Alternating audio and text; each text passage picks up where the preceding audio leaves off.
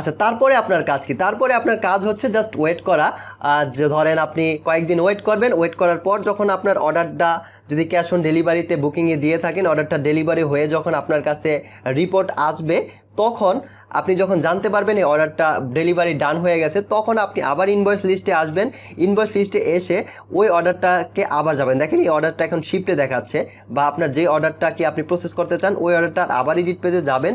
গিয়ে এখন ধরেন কয়েকদিন পর এখন আপনি আবার সেই ইনভয়েস চেঞ্জ ইনভয়েস স্ট্যাটাস, এই চেঞ্জ ইনভয়েস স্ট্যাটাসে ক্লিক করবেন। তখন আপনি দুইটা অপশন পাবেন, দেখেন ডেলিভারি ডান আর ডেলিভারি ফেলড।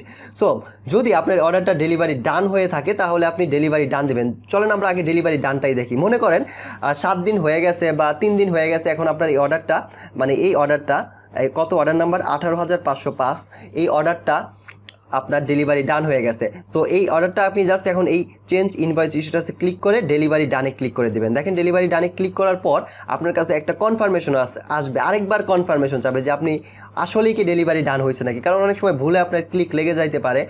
এই জন্য জাস্ট এই কনফার্মেশন, এই ফিচারটা। সো আপনি যদি ডাবল কনফার্মেশন দেন যে না কনফার্ম অ্যান্ড ডেলিভারি ডান, এটাতে যদি আপনি ক্লিক করেন তাহলে দেখেন অর্ডারটা আপডেট হয়ে যাবে এবং স্ট্যাটাস কি দেখাচ্ছে, এখন দেখেন ডেলিভারি সম্পন্ন হয়েছে, মানে এই অর্ডারটা ডেলিভারি হয়ে গেছে। আর এখানে দেখেন ইনভয়েস স্ট্যাটাস ডেলিভারি সম্পন্ন হয়েছে।